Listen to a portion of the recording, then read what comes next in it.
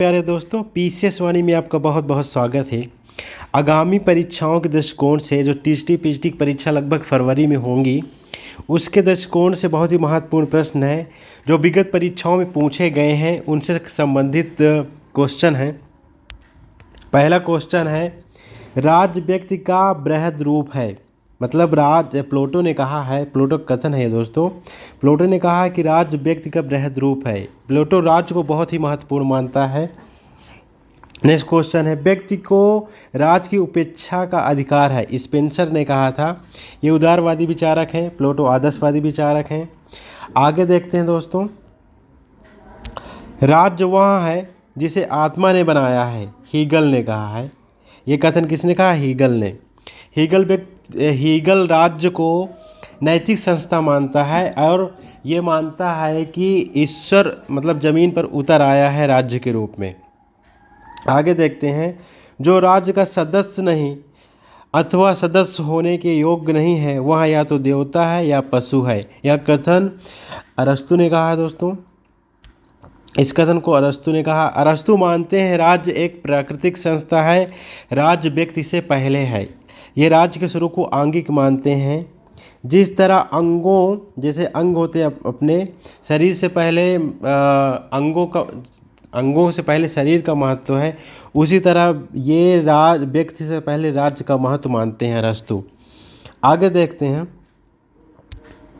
राज्य के प्रभावकारी कार्य का क्षेत्र आवश्यक रूप से बाधाओं को दूर करना होता है। ग्रीन राज्य को नैतिक संस्था मानते हैं दोस्तों। ये कहते हैं राज्य के प्रभावकारी कार्य का क्षेत्र आवश्यक रूप से बाधाओं को दूर करना है। राज्य मतलब अच्छा काम करता है।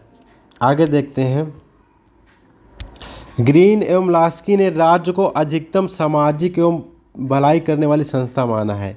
ये राज्य को कल्याणकारी संस्था मानते हैं। कौन कौन? ग्रीन और लास्की। ये नैतिक संस्था भी मानते हैं राज्य को। आगे देखते हैं, राज्य एक अनावश्यक बुराई है। मतलब यह कथन किसका है? राज्य एक अनावश्यक बुराई है। अराजकतावादी, जो अराजकतावादी विचारक हैं, वो मानते हैं कि राज्य एक अनावश्यक बुराई है। और दूसरा कथन है, राज्य एक आवश्यक बुराई है। राज्य एक आवश्यक बुराई है, इसको व्यक्तिवादी मानते हैं। व्यक्तिवादी कहते हैं कि राज्य संस्था नहीं होनी चाहिए, क्योंकि मतलब जो है ये व्यक्ति के जो स्वतंत्रता है उसको बाधित करती है। आगे देखते हैं, राज्य एक वर्ग द्वारा दूसरे वर्ग पर प्रबल बनाए रखने की एक संस्था है। ओपेनहाइमर ने कहा था ये कथन। राज्य एक वर्ग द्वारा दूसरे वर्ग पर प्रबल मतलब दूसरे वर्ग पर मतलब अपनी जो प्रबल है वो बनाए रखती है, मतलब शोषण करती है राज्य, ओपेनहाइमर ने कहा था। आगे देखते हैं, राजधानी वर्ग द्वारा गरीब वर्ग का उत्पीड़न का यंत्र है, मार्क्स ने कहा था। मार्क्स भी राज्य को मतलब एक शोषणकारी संस्था मानते हैं।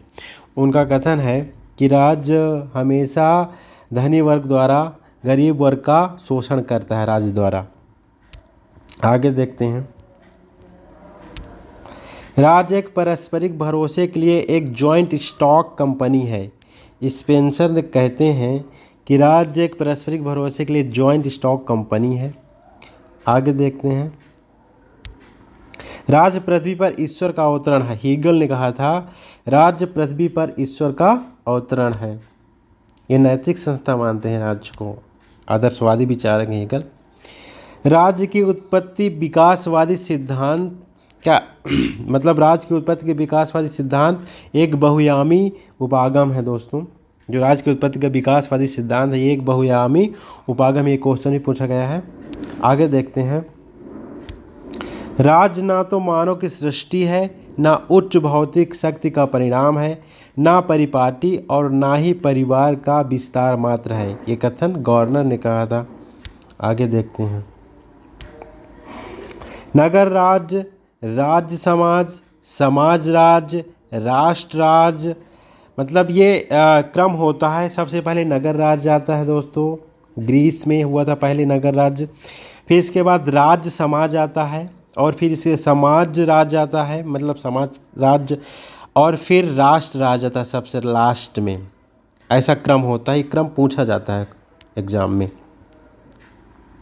आगे देखते हैं, कल्याणकारी राज्य की अवधारणा का संबंध किससे है? लॉर्ड बेवरीज, मतलब लॉर्ड बेवरीज ने कहा था, मतलब ये लॉर्ड बेवरीज जो एक मतलब विचारक है, ये राज्य को कल्याणकारी संस्था से संबंधित मानते हैं, राज्य को कल्याणकारी संस्था से संबंधित करते हैं। आगे देखते हैं, न्यूनतम राज्य के विचार को प्रतिपादित किया था। ये फ्रीमैन ने कहा था वह शासन सबसे अच्छा है जो न्यूनतम शासन करता है, मतलब जहाँ पर न्यूनतम शासन होता है वहाँ का शासन बहुत अच्छा होता है, क्योंकि वहाँ भ्रष्टाचार नहीं हो पाता है। आगे देखते हैं, सुरक्षा, व्यवस्था, न्याय, कल्याण, ये क्रम होता है। सबसे पहले सुरक्षा आती है, फिर व्यवस्था, फिर न्याय और न्याय के बाद कल्याण।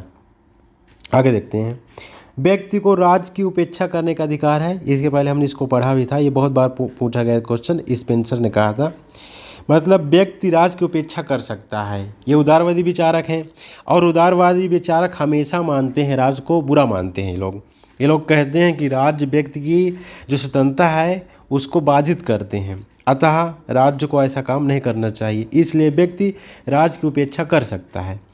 आगे देखते हैं, उदारवाद के कार्य हैं, व्यक्ति बाह्य आक्रमण एवं आंतरिक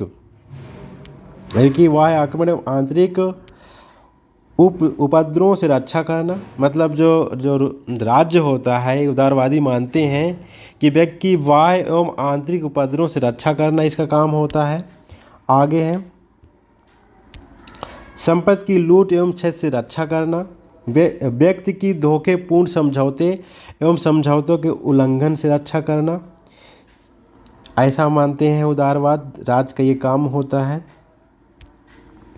सकारात्मक उदारवाद संबंधित है समाज कल्याण से। एक नकारात्मक उदारवाद है जो कहता है कि व्यक्ति को, मतलब राज्य को, व्यक्ति की जो इकोनॉमिकल मतलब लिबर्टी है उसको मतलब रोकना नहीं चाहिए, उसको उदार बना देना चाहिए, यानी आर्थिक स्वतंत्रता को मतलब बाधित नहीं करना चाहिए। लेकिन सकारात्मक उदारवाद ये ऐसा नहीं मानते, ये समाज कल्याण की अभिवृद्धि देखते हैं राज्य के रूप में। आगे समझाएंगे, राज्य की प्रकृति और उसके कार्यों की उदारवादी अवधारणा को सर्वाधिक सुस्पष्ट रूप से प्रस्तुत करने वाला कौन है? बेंथम।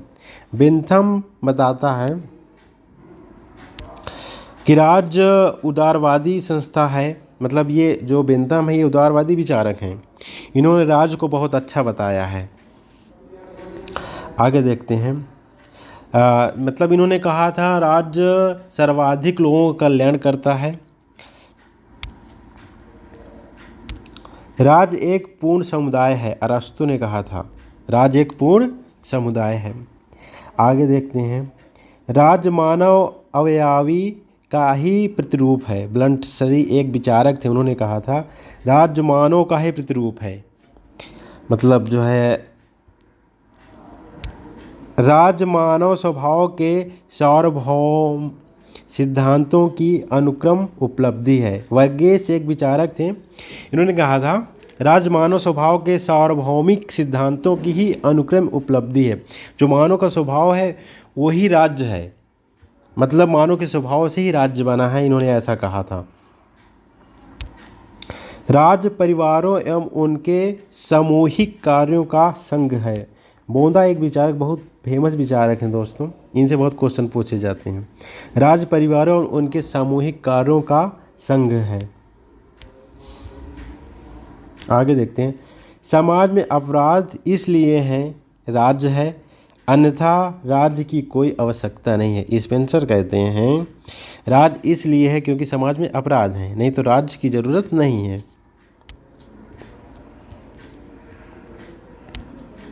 कल्याणकारी राज्य भी पूंजीवादी राज्य का ही विकसित रूप है।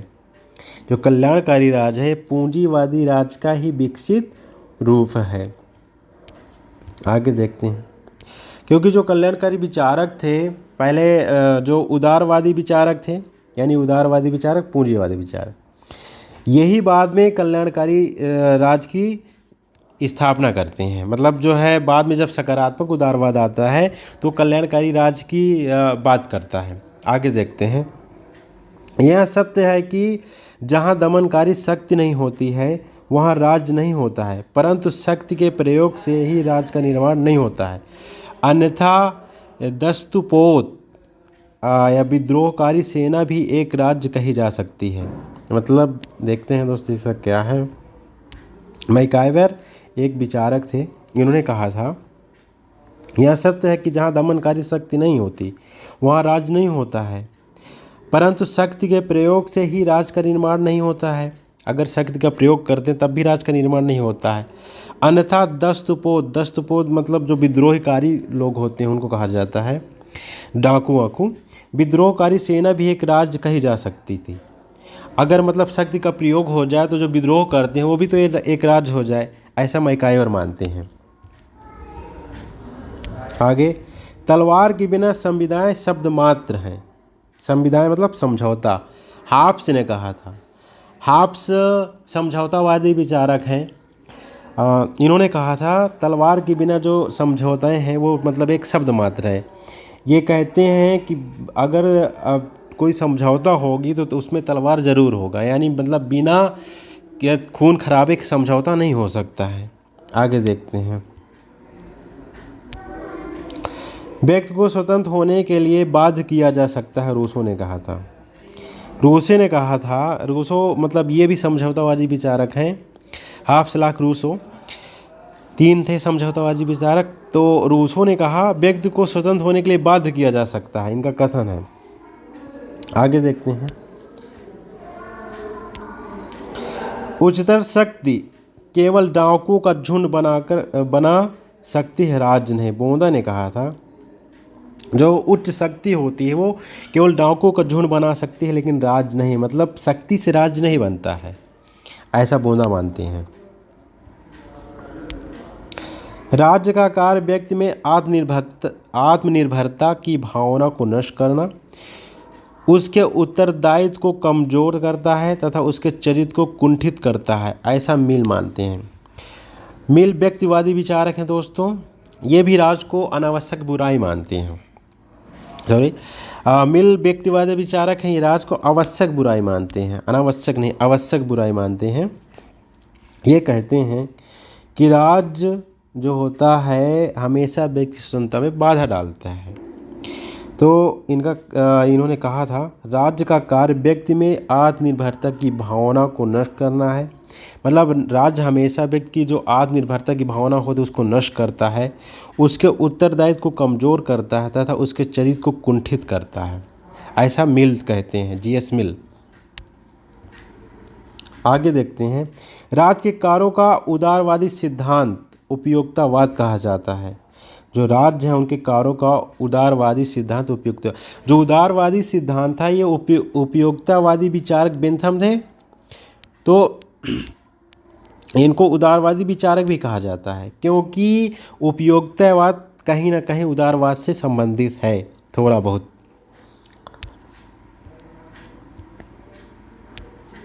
राज्य केवल पर विषयक क्रियाओं में हस्तक्षेप कर सकता है, जीएस मिल मानते हैं। जीएस मिल दो विषय मानते हैं, स्वयं विषयक, पर विषयक। तो स्वयं विषयक का मतलब जो व्यक्ति की स्वतंत्रता होती है, यानी जो व्यक्ति काम करता है उस पर राज्य हस्तक्षेप नहीं कर सकता। लेकिन जैसे जो उसके पर विषयक काम होते हैं, जो व्यक्ति नहीं करता, जो राज्य करता है, उस पर वो हस्तक्षेप कर सकता है। यानी व्यक्ति स्वतंत्रताओं पर राज्य हस्तक्षेप नहीं कर सकता, ऐसा जीएस मिल मानते हैं। किस पुस्तक में कल्याणकारी राज शब्द का सर्वप्रथम प्रयोग किया गया है? Citizen and churchman. पुस्तक का क्या नाम है? Citizen and churchman. Arc bishop temple मतलब इसको कहा जाता है। आगे देखते हैं। किस आधुनिक राजनीतिक विचारक ने सर्वप्रथम विश्व का ध्यान पुलिस राज की अवधारणा से कल्याणकारी राज्य की अवधारणा की ओर आकर्षित कर दिया था? लास्की भी एक विचारक हैं। ये इनसे काफ़ी क्वेश्चन पूछे जाते हैं। उन्होंने कहा था किस आधुनिक राजनीति विचारक ने, मतलब ये एक विचारक थे, इन्होंने सर्वप्रथम विश्व का ध्यान पुलिस राज की धारणा से कल्याणकारी राज्य की ओर कर दिया था। ये कल्याणकारी राज्य के प्रतिपादक हैं। आगे देखते हैं।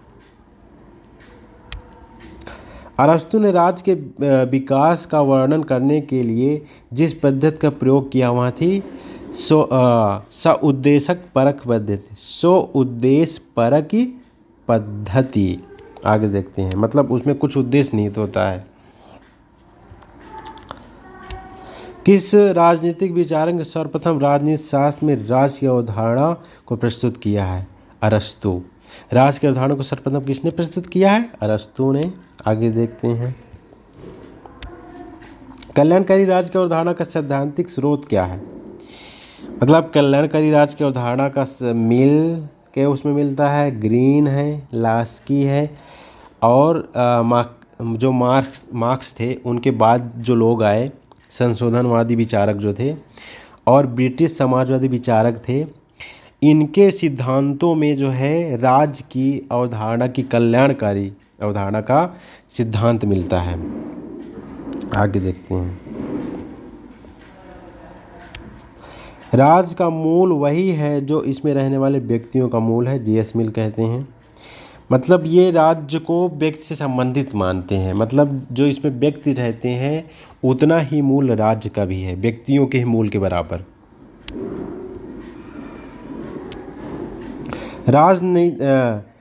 नैतिकरण की एक इकाई है अरस्तु। राज्य को नैतिक संस्था मानते हैं।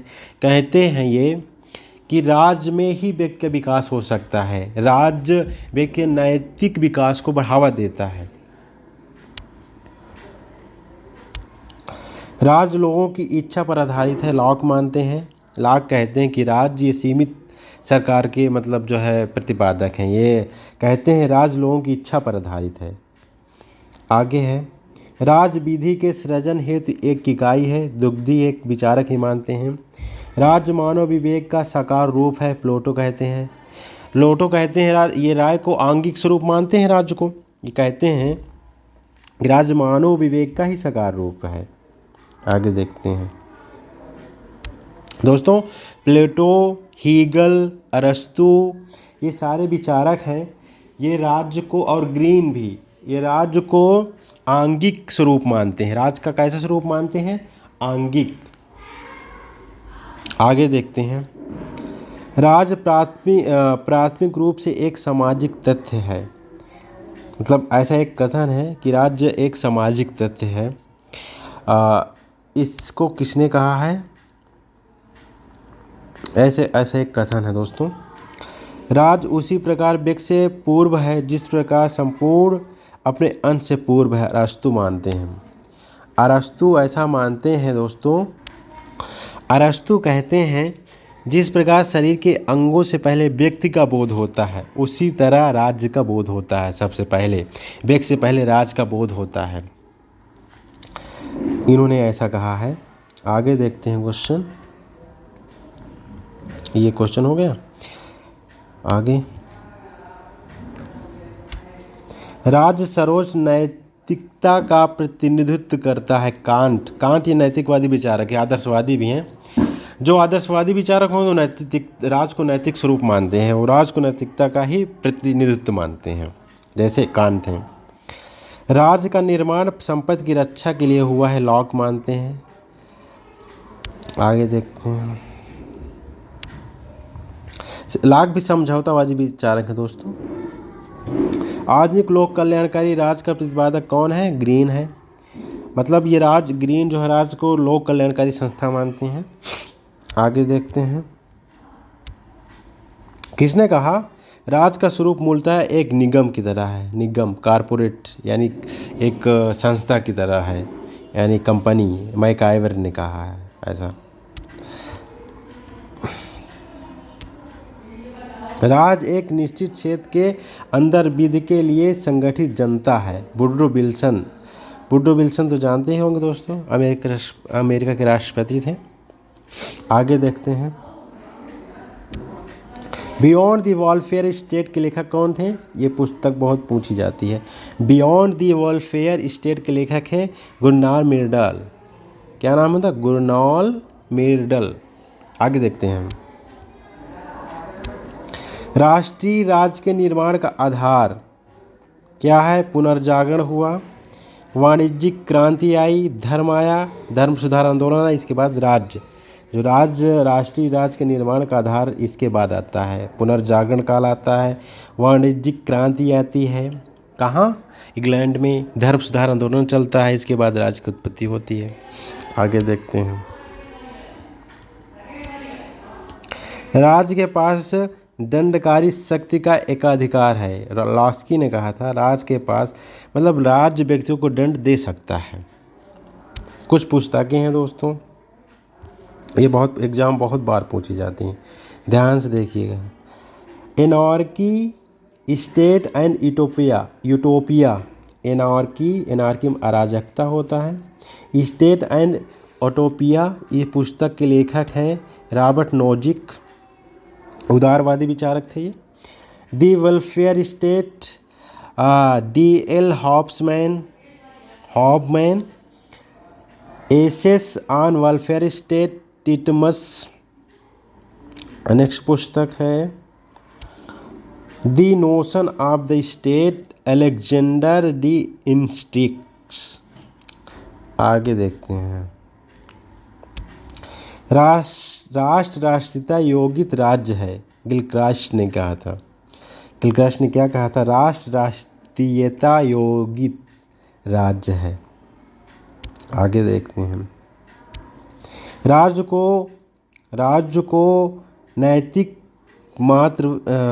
को मात्र वे कार्य करने चाहिए जो समाज के अच्छे जीवन के लिए अपरिहार्य हैं। ग्रीन ने कहा था ये शब्द। ये कथन किसने कहा था? ग्रीन ने। मतलब इन्होंने कहा था राज्य को वे कार्य करने चाहिए जो व्यक्ति के अच्छे जीवन के लिए हों। आगे देखते हैं। राज्य रात्रि प्रहरी के समान कार्य करता है, जिसकी सेवाओं की आवश्यकता जब व्यवस्थित अस्तित्व खतरे में हो तब पड़ती है। व्यक्तिवादी विचारक कहते हैं। व्यक्तिवादी वही विचारक G.S. मिल हो गए, और स्पेंसर भी व्यक्तिवादी विचारक ही हैं। इन्होंने कहा था राज्य रात्रि प्रहरी के समान कार्य करता है, जिसकी सेवाओं की आवश्यकता तब पड़ती है जब व्यवस्थित अस्तित्व खतरे में हो। मतलब स्पेंसर ने नहीं कहा था कि राज्य इसलिए है क्योंकि व्यक्तियों की सुरक्षा के लिए है। आगे देखते हैं। सबसे निष्कृष्ट राज्य भी सबसे उत्कृष्ट अराजकतावाद से अच्छा होता है, हाब्स ने कहा था। जो सबसे निष्कृष्ट, सबसे खराब राज्य होता है तो अच्छे जो अराजकतावाद होते हैं उससे अच्छा होता है। मतलब इन्होंने राज्य को अच्छा माना है। आगे देखते हैं। कल्याणकारी राज्य एक ओर साम्यवाद और दूसरी ओर अनियंत्रित व्यक्तिवाद के मध्य एक समझौता है, हाफमैन ने कहा था। साम्यवाद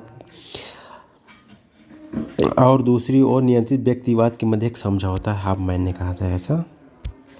राष्ट्र राज्य का उद्भव हुआ है। राष्ट्र राज्य का उद्भव हुआ है कैसे? जमींदारी पूंजीवादी राज्यों के पतन के बाद। मतलब जो राष्ट्र राज्य का उद्भव तब हुआ है जब पूंजीवादी राज्यों का पतन हो जाता है, राष्ट्र राज्य का। आगे देखते हैं। राज्य के तत्वों में राजनीतिक आज्ञा पालन के लिए लोगों की समान सहमति होती है। बिलोबी एक विचारक थे, उन्होंने ऐसा कहा है। नेक्स्ट है ट्यूटोनिक, अंग्रेजी भाषा के शब्द स्टेट, जिसका हिंदी पर्याय राज्य होता है, की उत्पत्ति ट्यूटन शब्द स्टेटस से हुई है। नेक्स्ट क्वेश्चन है